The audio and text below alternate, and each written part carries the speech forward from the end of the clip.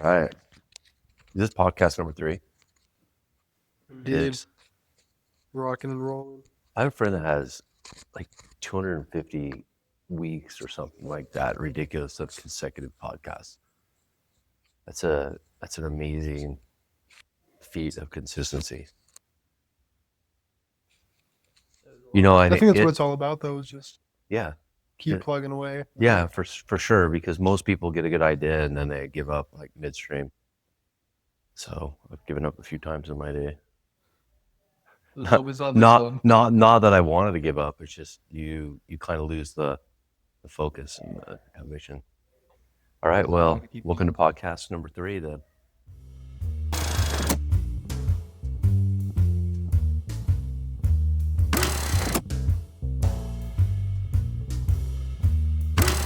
Installation of the ModCast. Third installation of ModCast.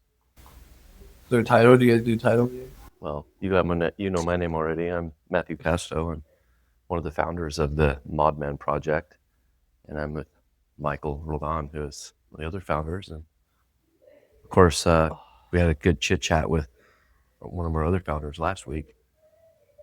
He had a good time too. Alessandro, he was with us as well last week and gave us some great insights. And this week we're going to talk with another one of our ModMan graduates here. The handsome, illustrious Dante Casto. Yep. Recently tattooed and pierced up. Came back from a trip, feeling great. Where'd you go? So I just got back from Nicaragua. Went for 10 days. Got to see the southern part, mostly Pacific side. It's really nice. A lot of jungle, good food, Cool. Horses, cows, everything like that. What was the one thing that you were surprised at from your experience?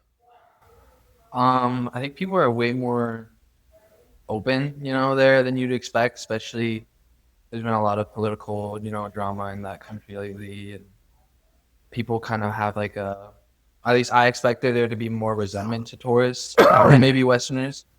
People are really open, and everybody, is there to help. I guess everybody's open to kind of give you directions, help you get to the bus, find up like the little stuff of kind of guiding yourself through a chaotic city or traffic zone like Granada and Nicaragua. But it kind of surprised me. Nobody was hostile. I didn't have any hostility at all. So Nice. It was nice. Yeah, Well, that's cool. Well, good deal. Well, and you're back to school. So you're a senior in school this year? Going into my junior year, studying for biology, degree, bachelor's, and I'm trying to double major for Asian studies as well. Yeah. So that's a goal of mine. But yeah, going into my junior year, still too rough.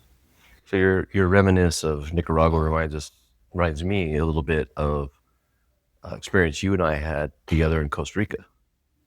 A couple years ago, 2 years ago. Yeah, it was 2.5 years ago. It was 2023, so it's after my first semester at college. Yep. Went to Costa Rica for, 2 weeks? Mm-hmm. Yep. 2 weeks hiking, exploring, going through the various cultural changes, ecological changes, environmental changes, climates, all that good stuff. Yeah. Turtle chasing. Costa Rica was really, really, really fun. That was like I think the trip that kind of made me really interested in or kind of made me reassure myself for what I wanted to study, which is biology, as well as a new kind of passion for hiking and nature and stuff like that. I think as I look back, that was kind of like a reignition of the spark. What we used to do when we were kids, when I was younger, go hiking. So it was nice. Yeah, part of the impetus of that trip was to just give us an opportunity to spend some time together prior to you getting out in the world and kind of getting your start as an adult, so to speak. And we can chat a little bit about that from the perspective of ModMan and the ModMan curriculum as well too. Yeah, I feel like for you, Dante, that was probably what we would describe as the last part of the cycle, which is that interdependence, where it was kind of like you and your dad had this last hurrah, but then you're kind of sent off into the world after that to take everything he's taught you and like apply them to your life. Yeah, from a curriculum perspective, we talk about an invitation. Invitation is when a young boy, almost a child, so to speak, really is invited by his community to move into a pathway towards becoming a man, and that process is a lot of years, right? It's a process of discovering the definition of manhood. It's a process of learning through experiences what it means to develop your virtues, your morals, your various responsibilities, and then of course there's a point along that pathway where we go through some sort of initiation where we quit being a boy altogether. We really actually get into the being a part of a group of men.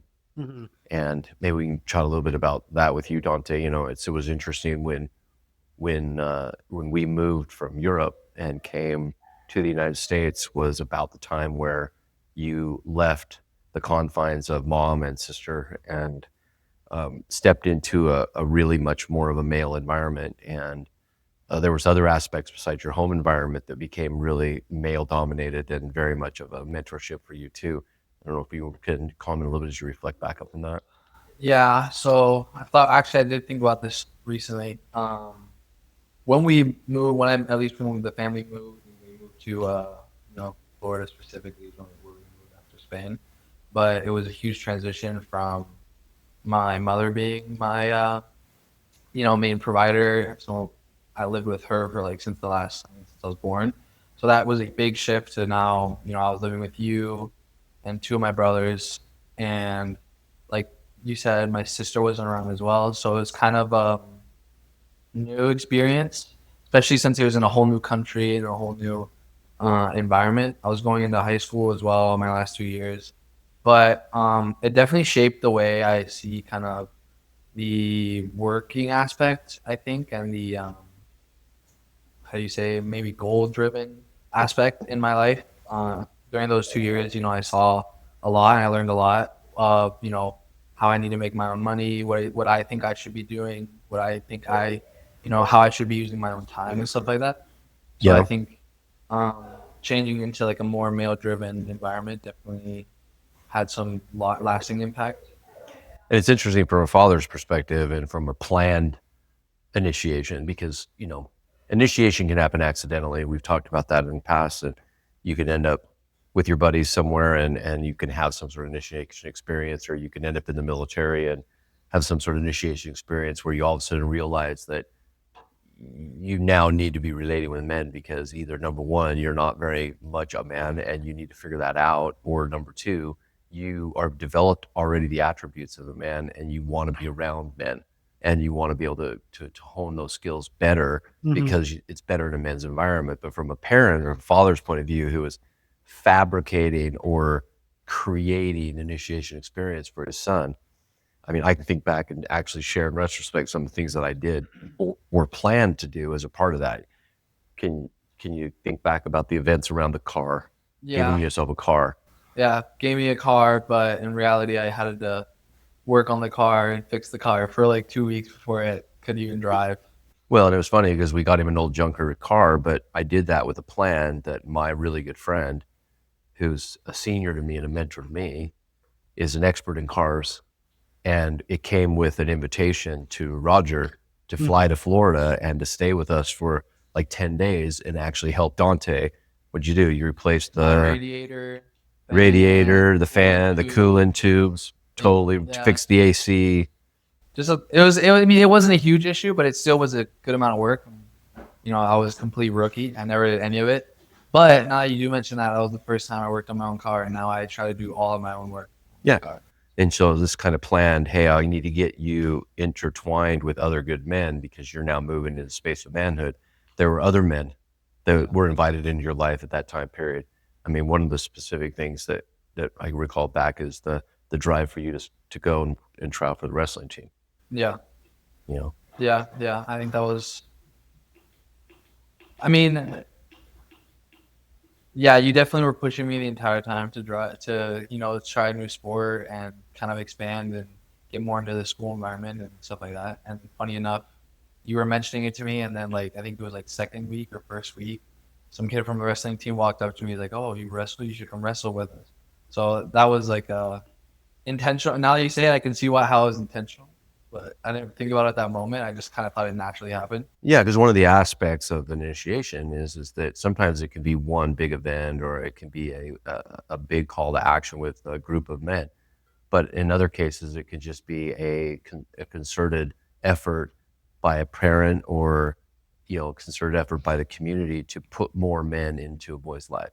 Mm-hmm. Whether that's just an invitation to a boy to get a car or to go out and try out for a wrestling team or to, join some sort of a club or organization or start going to the gym.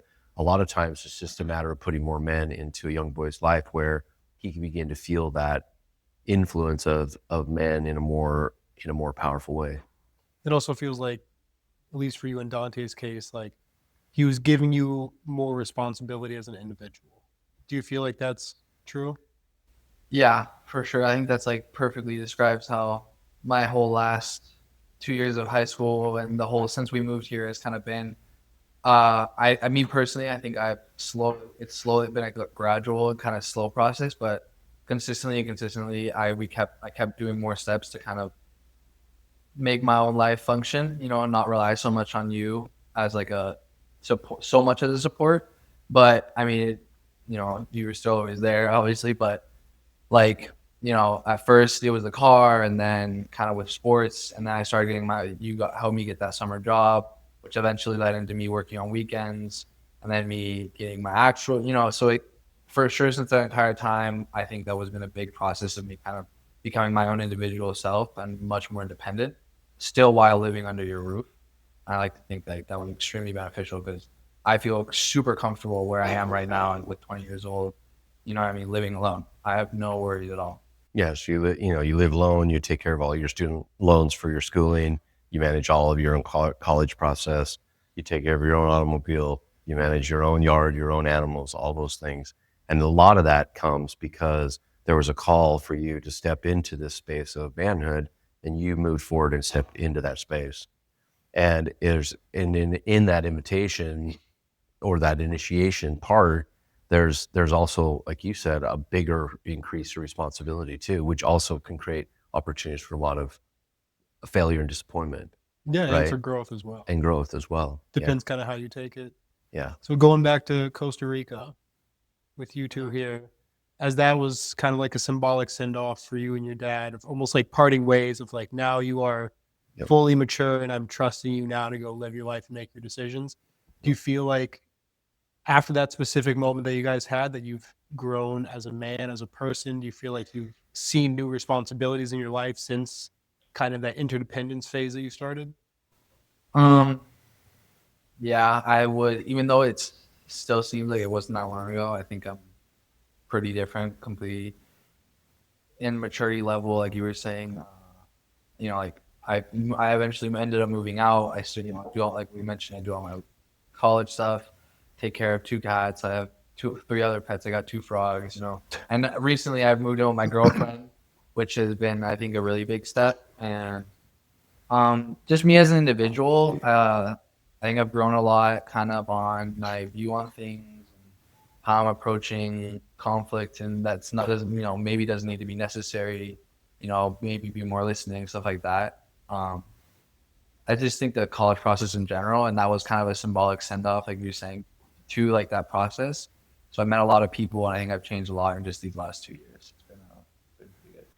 Yeah, I mean, that's farewell to independence is what I like to call it. And that farewell is kind of this idea of, all right, you're going out on your own. I'm not abandoning you. I mean, we're not abandoning you. We're there to support you when you need it, but you're the front lead now. I'm not going to be calling you and asking you when you're coming in and home at night. Whereas when you were under my roof and you were associated as a brotherhood of men, I was diligent about what's going on in your life because I was taking the lead of that responsibility. But with the send-off, with the farewell to independence, I mean, it's not that there's a relief on my part, because certainly I have just as much or more worry as a parent, but I now understand that you're taking the lead. You're taking the lead, and when you need help, you're going to call.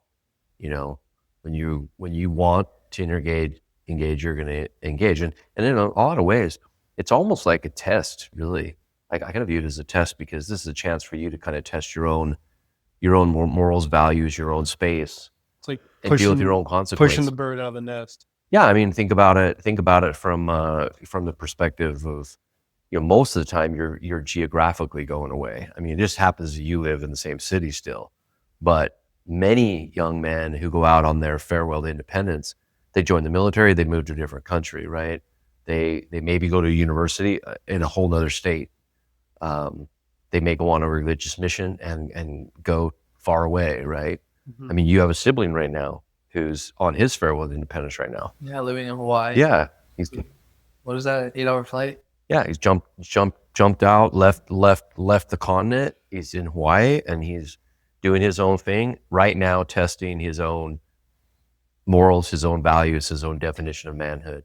And it's interesting because as I look back at it from a father's perspective, and now we're really fortunate because I can see what's going on in social media and I can kind of observe what's happening in life, and I can see he is testing his morals and values. He's trying to decide, is this the kind of man and the kind of person I want to be?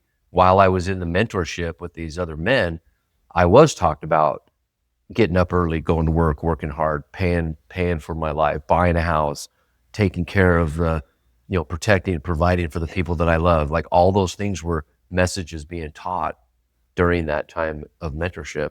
And now he's out running the world amok, doing what he wants to do, really deciding, I think, whether or not that's the kind of man he wants to be. Right? So it's the walkabout, like it's the Aboriginal walkabout, right? Got to let them take their own path and make their own decisions. Yeah, go go figure it out. Go do hard things. Go do hard things and prove to yourself that you are a man. Because listen, going to school and graduating from college is a hard thing. What's even harder though is working full time while you're doing it, buying a house while you're doing it, being with your girlfriend and providing support and care for her and nurtureship to her while you're doing it. All those things that you're doing that are manhood while you're going to college is at least to me, is an indicator that you're really moving in this direction of not solidifying the kind of man you're going to be, but defining for yourself the kind of man you want to be, which is really the premise of ModMan anyway, right? Yeah, it's about giving it your own definition, finding a purpose for yourself, and whatever that may be, just being confident, walking through it. Yep. Yeah. Yep.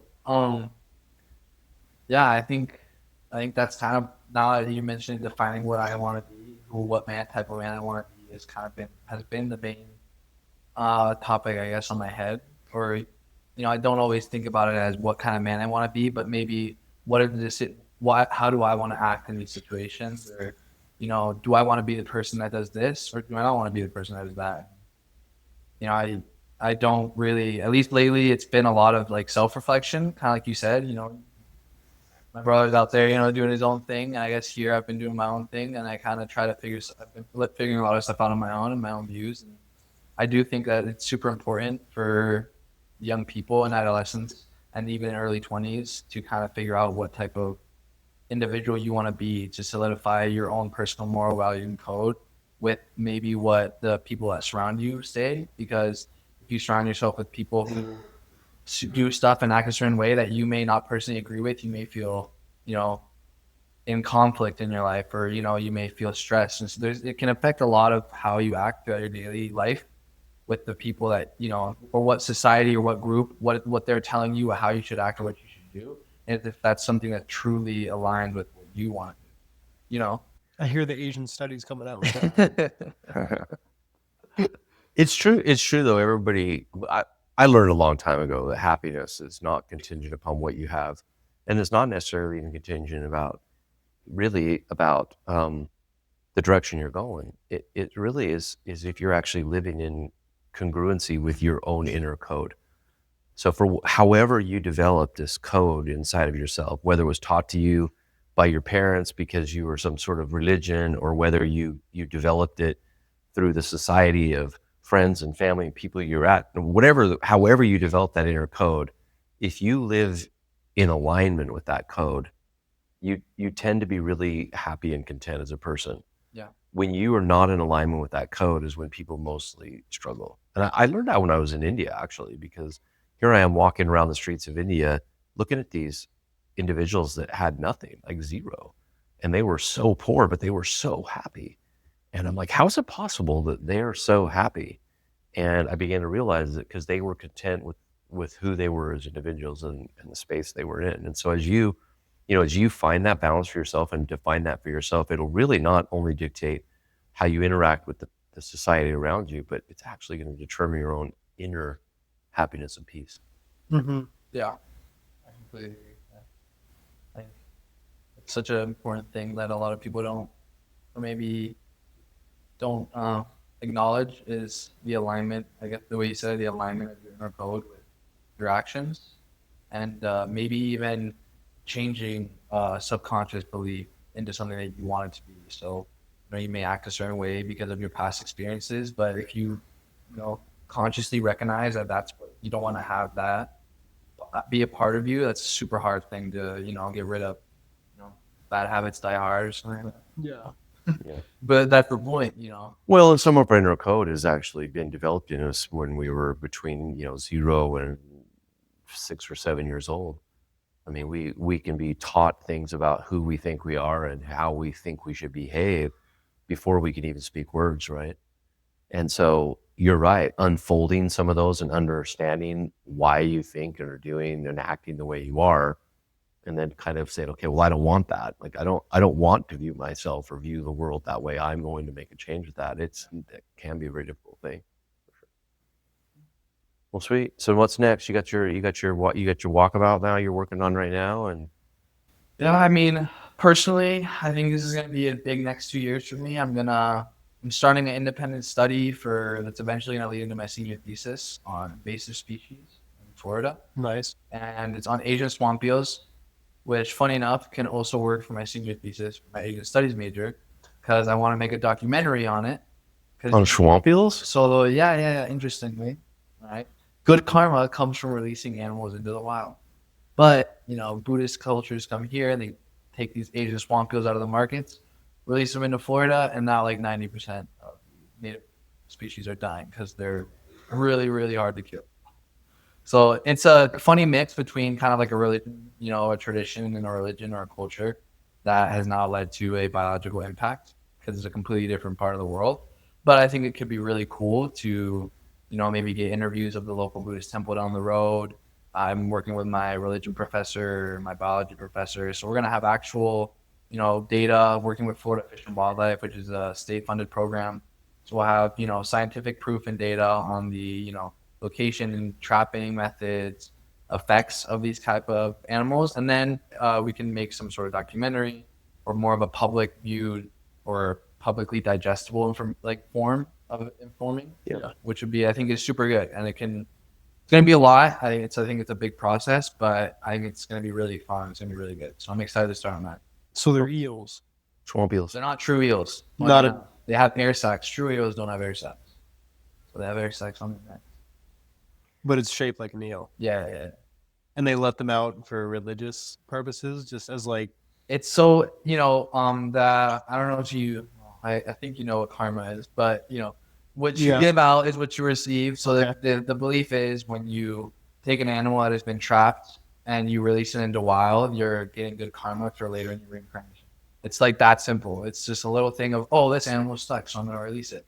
And it ends up killing like 4 other animals. So then my question with the eels now is, what are they killing? Fish, bugs, frogs? There's a lot. So there's amphiumas, sirens, which are 2 type of... they're 2 type of amphibians. They're kind of like salamanders. There's fish. There's crawfish population. There's some native turtles like mud turtles. Yeah, interesting. Yeah, there's that's another testament right there that you're happy when you're aligned with your moral code. So here's someone whose moral code is that they should release something into the wild and take care of their karma. So they're totally happy and excited to do that. But in reality, that action is actually causing something very painful to happen around them.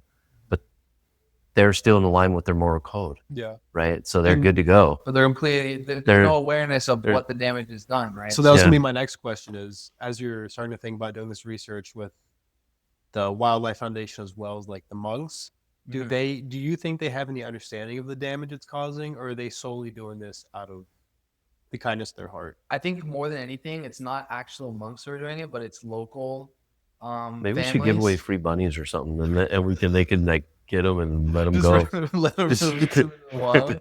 Bait for alligators. Throw them in the swamps. Oh, no, I think that most people don't really understand what they're doing because most people don't really know about the dangers of invasive species and everything like that. But most of the time, it's not the monks that are actually doing it, but just common people who attribute themselves to the Buddhist belief. Right. So there usually is just like a simple good acts that, there's usually an effort for good acts, but it happens, they release them, and well, Well, cool. it's why you got to inform them. All right, I'll be reading that paper when it comes out. Well, right on. Well, back to Costa Rica. We had some good times chasing turtles. Yeah. We Checked out some different wildlife. tried to Quite go a bit on of- a night tour. Didn't get Yeah. that. It was good. Costa Rica has a lot of life. It's a good spot for you and your biology chasing. The goal is maybe I could do a master's somewhere in Central America. It'd be a good year of experience. Cool. So with Costa Rica, I heard that there was a couple of hikes that you guys did too, right? Yeah, so there's a big volcano Arenal, which is there's a pretty long hike there. We went into like this property, and what was it, like 10 hours total walking. We just walked the entire property all the way around, the huge loop. We got to one spot where it was like a river and there was like a trapeze thing to take us across, so our feet wouldn't get wet. And he's like, "Let's go across that." So he scurries across it, and so I go 1, 2, and my hands were so cold that my grip let go and I right in the river. Is it like waist deep? Or? No, it was like No, it was it was only up to like my thigh, but still, then I was wet the whole entire time. The That's a good benefit of trip. the hikes in Costa Rica is that they're really well taken care of. So they have a lot of money goes into keeping their nature clean. So everywhere we were walking the volcano, I mean, it's long and it's tiring, and there's a lot of silence, which I think was kind of the thing I enjoyed the most. We would just walk for I think it was 3 hours at one point where we just walked around this guy's property, and you hear the birds and the cows and monkeys wrestling, and it's just really nice to kind of think on your own. And We had some cool experiences. Yeah. We met a guy that actually using traditional method, made pottery using traditional methods, where he would actually, in his house or in a store in front of his house, made traditional artisan pottery Recognized by the recognized by the country. And we spent quite a bit of time with him, and we did that. We took a tour of an old performance theater that was the president of the country's son was going to school in Italy, and made some acquaintances with some very powerful people in Italy. And so he hired, they brought over 150 Italian stonemasons, and they imported all this stone, and they built this elaborate theater in San Jose, and we took a tour of that. that was really, really cool. It was killer. The guy who actually Yeah. we met in the mountain, a cool thing that I think has stood out for me from his story was, I don't know if you remember, but he had a specific stone that they used to polish it at the end. And he told us that specific polishing stone was passed down from his father to him. And then from his father got it from his grandfather. So it was kind of a generational thing. And he was telling us about, how he'd gotten it and how he'd take care of it and everything like that. And I just thought it's funny. It was a funny story because, me and you, father son kind of combo there, and he was telling us about it. And I just thought that it was really cool how, him taking this for super traditional method of art and passing it down through the family is really cool. Yep. So kind of on that, is there anything, Matt, that you feel like, whether it be physical or not, that you have passed down to your son? Well, I always think that whatever you invite or initiate or send a child or someone that you care about in transition in your life, that there should always be some sense of gift that's given, some sort of either, it could be a simple, inexpensive gift of a personal trinket that you've got that you've saved over the years that you can give, or it can actually be a purchase gift. Probably the prior is probably the most important, but there should accompany some of these beautiful experiences with some sort of gift, because those tend to be and I'm just talking from my personal experience and from other men that I've viewed, men tend to hold great value in things that are given to them that have some sort of symbolic purpose. I have a pocket knife of my grandfather's. I have a ring of my father's. I have a couple of really beautiful coins of my father's. Things in which he felt it was important enough for him to hold on to that had value, and then pass them to me for some degree that had value. And I've always tried to do that with my boys throughout all their transition experiences. I know Dante's got a great knife collection that he's saved over the years. What? 52 knives that he's saved over the years that have been something he's held on to. And does the knife themselves have any meaning? Not really. But I think just the sheer fact that he's grabbing onto something, holding onto something that he is giving some values is kind of nice. Maybe it roots you in the experience to some degree. I think it's like kind of symbolic just to collect it, you know? Like, do I really care about the knife? I mean, yes, I do because of the purpose of it. And like, you know, you gave me knives and grandpa gave me knives, and I got a knife from my uncle and I got a knife from my other grandfather. So I really I think the collecting is super symbolic for that kind of thing. I've always tried to encourage every one of my boys to collect something as part of their invitation to manhood.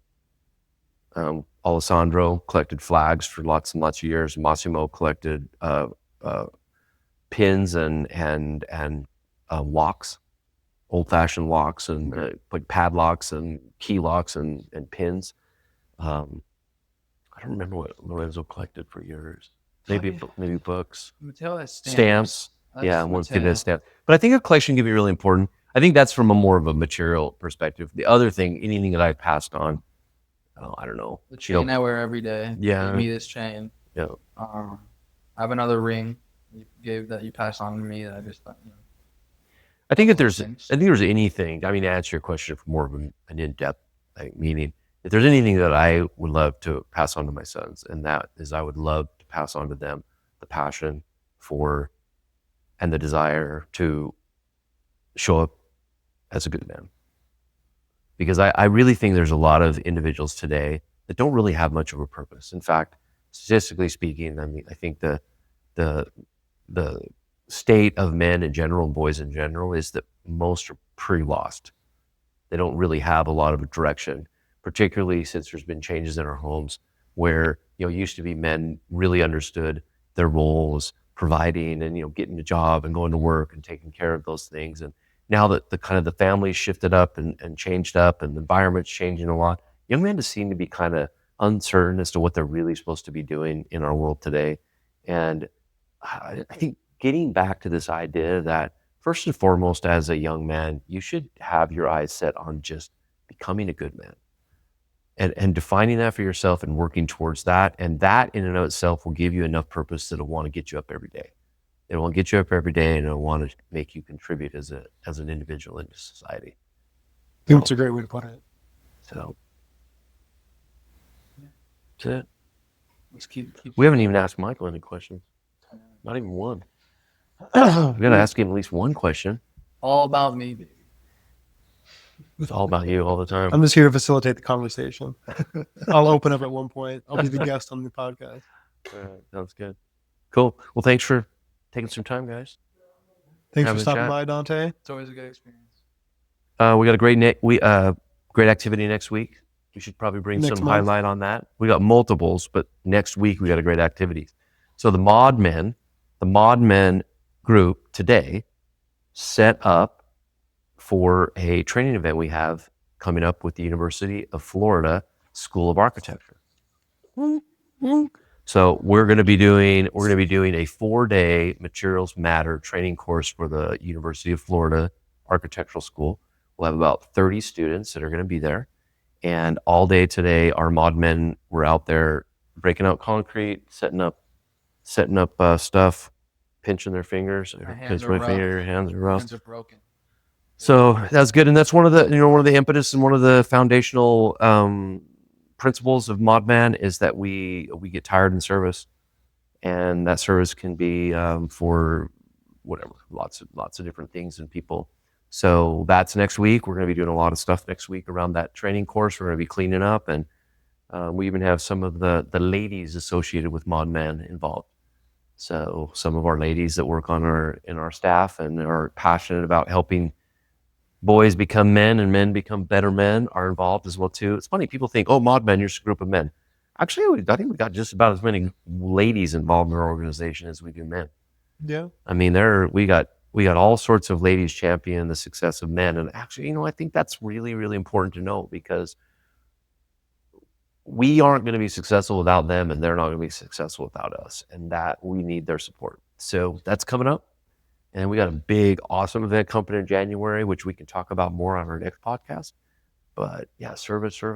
Let's tear it up. Let's do it. Let's go team. Yeah. Because it's all their hands. Great. Thanks. Yep. All good. Oh, my goodness. Spot on. Here we go. My legs are fired. How was it this morning?